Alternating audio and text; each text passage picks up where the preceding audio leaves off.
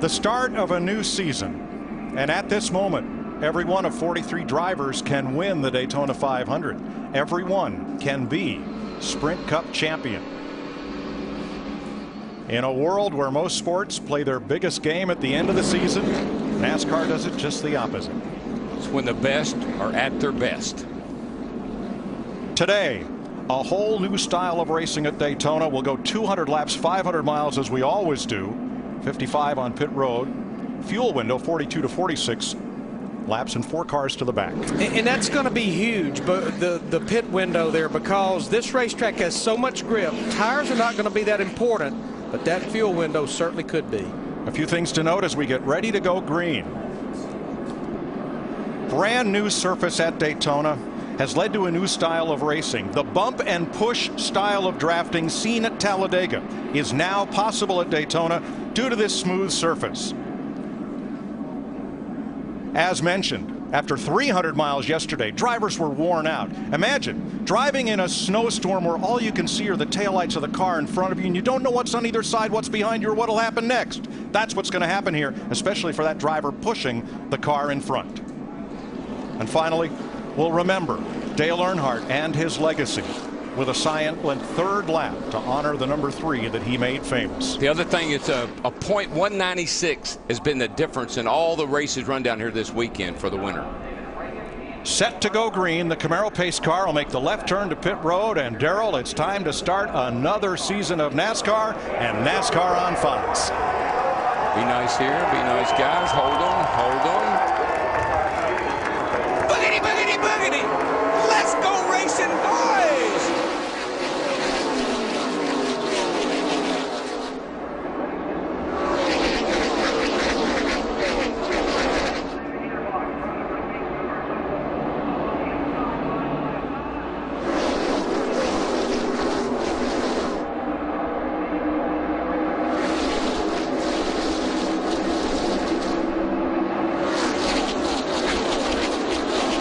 Cars will pair up and draft with either a teammate or a convenient partner. There is the same thing we're seeing today is what we saw with that 24 car. Really slow on the get-go. Doesn't seem to get up to speed very well. Yeah, Jeff Gordon in the dual races with Trevor Bayne pushing him most of that race. Hated to see restarts. I think Jeff Gordon maybe he's drifting back in there to find Trevor Bayne in the 21 car. In the qualifying race, Kurt Busch had help from Regan Smith the whole race long. Smith pushed him to victory, and he has pushed Busch to lead lap 1.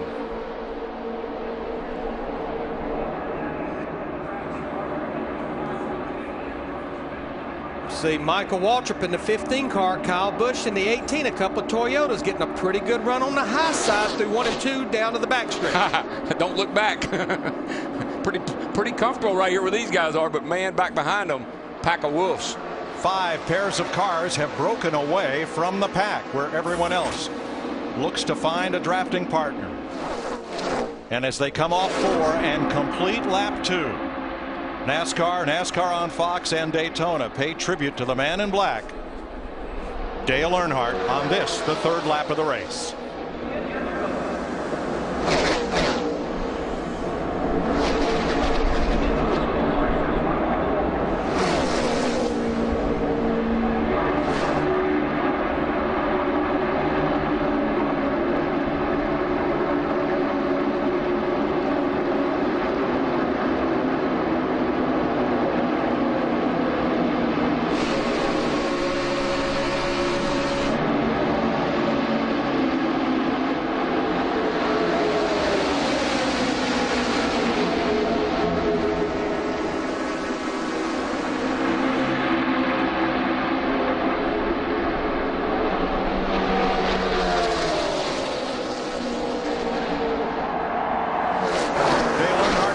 Legacy may not be his 7 championships or all of his victories, but the advances in safety in NASCAR that followed that dark day in 2001.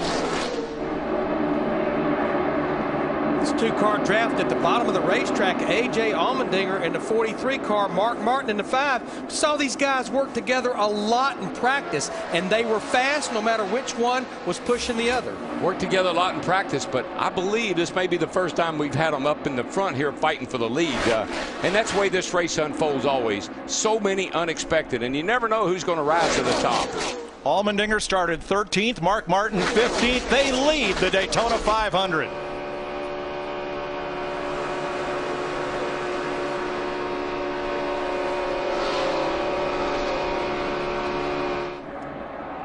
Oh, Kyle Busch!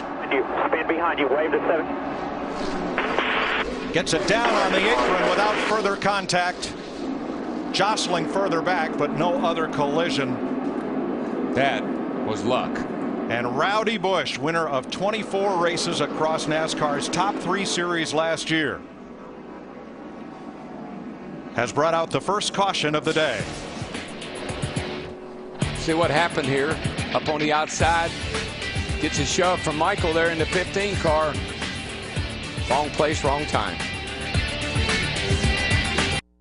The Daytona 500 is sponsored by Sprint, proud sponsor of the NASCAR Sprint Cup Series. By the new film Transformers, Dark of the Moon, July 1st. This film not yet rated. And by DirecTV. Don't just watch TV, DirecTV. First caution of the day, pit road, a fairly busy place. Not quite half the cars elected to make stops. If they made the pit road wider, I think it would make things safer. Let's have a look at what happened to Michael Waltrip and Kyle Busch coming in from the right side of your screen. Remember, the drivers say, I can't see past the car in front of me. So Michael really can't see. It looked to me like Kyle in the 18 said, I'm going to get behind the 5, but Michael wasn't ready for him to do that. We've talked about how the drivers communicate with each other on their radios. Those two may not have the ability to do that. Let's have a look from behind the accident, right in the middle of the racetrack.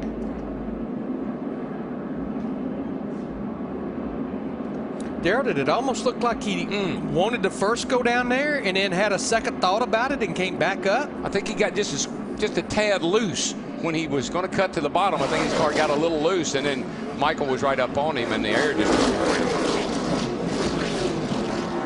From Mark Martin. 3 wide.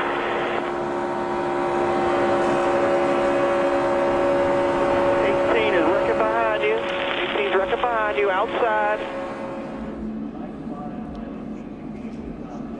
Now, there does not appear to be major damage to Kyle Busch's car. Here's what he had to say after the spin. I had to check up because there were 3 wide. There was nowhere to go, so I trail broke a little bit, and it just spun me right out, getting in the corner. Stupidly insane. Stupidly insane. Hadn't heard that one yet.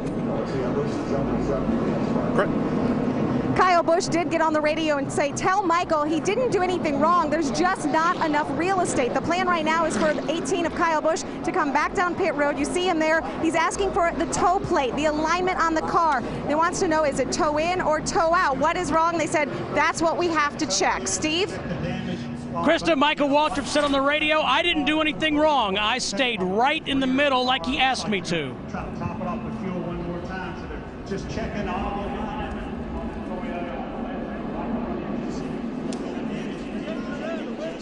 Aligning the front end on Kyle Busch's Toyota. Here's today's Ford F-150 EcoBoost track facts.